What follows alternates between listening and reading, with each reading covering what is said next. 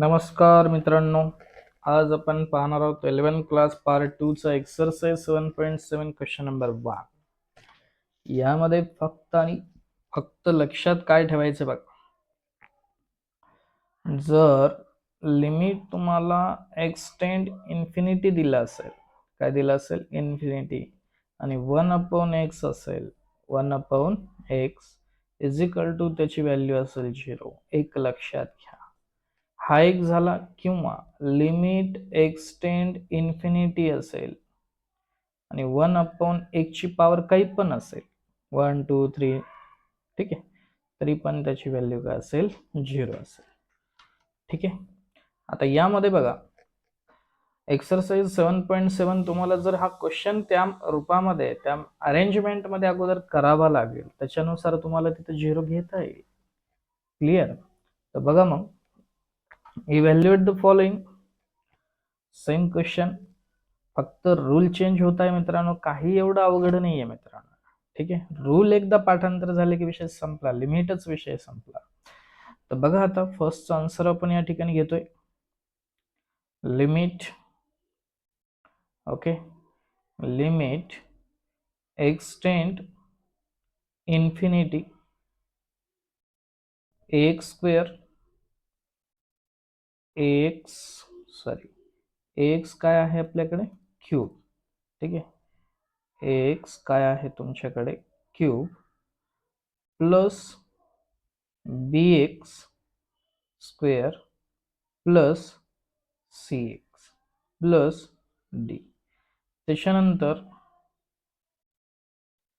e raise to x cube plus fx square plus gx plus h. कळतंय मित्रांनो?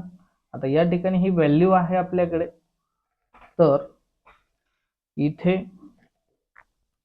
आता x cube आहे. सगळ्यात मोठी पॉवर कोणती आहे हे लक्षात घेणं फार गरजेचं आहे. या क्वेश्चन मध्ये सगळ्यात मोठी पॉवर एक्स क्यूब आहे. आपण काय करूया, एक्स क्यूब हा ऍडजस्ट करूया.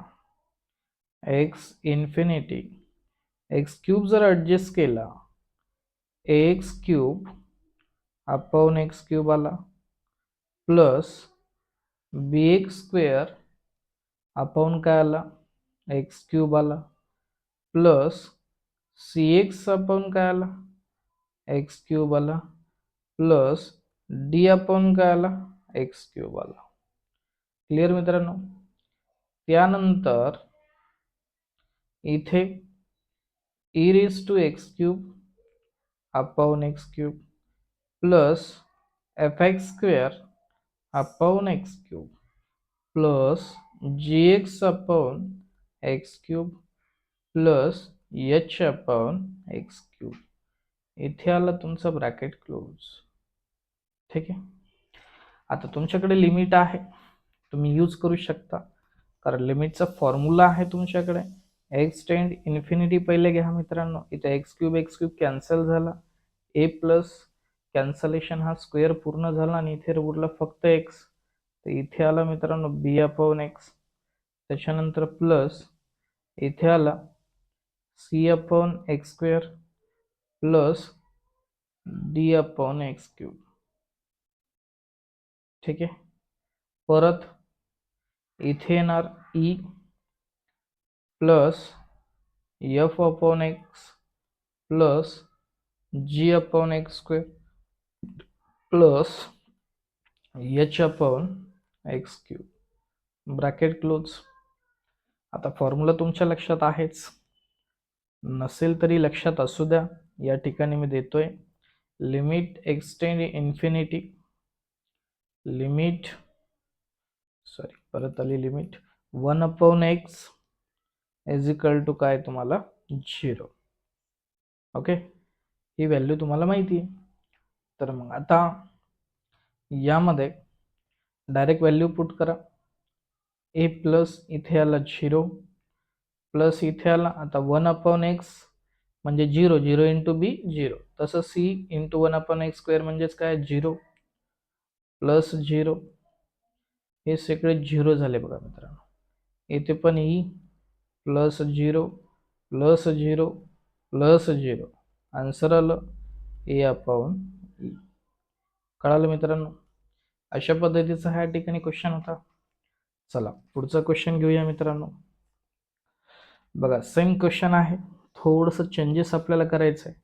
ऍडजस्ट करणं फार गरजेचं आहे. ऍडजस्ट जशी करताय तुम्ही ती ऍडजस्टमेंट कॅन्सलेशन करून आहे त्या कंडिशनला येणं पण गरजेचं आहे. बघा लिमिट ब्रॅकेटमध्ये x³ +3x +2 आहे अपॉन 3 ग्रुप आहेत पण मल्टिप्लिकेशन मध्ये. Okay, x+4 x-6 x-3 bracket close. आता यामध्ये बघा लिमिट इथे तुम्ही जर 1 अपॉन पॉवर सगळ्यात मोठे x³ आहे, 1 अपॉन x³ जर ऍडजस्ट केला, 1 अपॉन x³ जर ऍडजस्ट केलात तर इथे काय येणार बघा, x³ +3x +2 परत ब्रॅकेटमध्ये x+4 x-6 x-3 परत ब्रॅकेट क्लोज. आता x³ इथे जाणार, इथे जाणार आणि इथे जाणार. Limit x³ upon x³ plus 3x upon x³ plus 2 upon x³ upon इथे लिमिट द्या, लिमिट राहिलंच वाटतं आपल्याला द्यायचं आहे ना. ओके, इथे लिमिट द्या, प्रत्येक ठिकाणी लिमिट राहिलेलं आहे, आपल्याला लिमिट देणं फार गरजेचं आहे. ठीक आहे, तर यामध्ये limit x tend infinity, limit x tend infinity, त्याच्यानंतर इथे पण अजून यूज केले नाही आपण, लिमिट एक्सटेंड इन्फिनिटी. ओके, त्याच्यानंतर इथे काय होणार मित्रांनो, x+4 अपॉन x होणार ना, परत x-6 अपॉन x होणार, परत x-3 अपॉन x होणार, ब्रॅकेट क्लोज. आता हे तर क्लिअर झालेलं आहे. इथे 1 आला, इथे समजा हा x गेला, इथे स्क्वेअर आला, इथे काय आलं फक्त 3, तो ॲज इट इजच राहणार. म्हणजेच limit x tend infinity 1 + 3 upon x² plus 2 upon x³. Clear.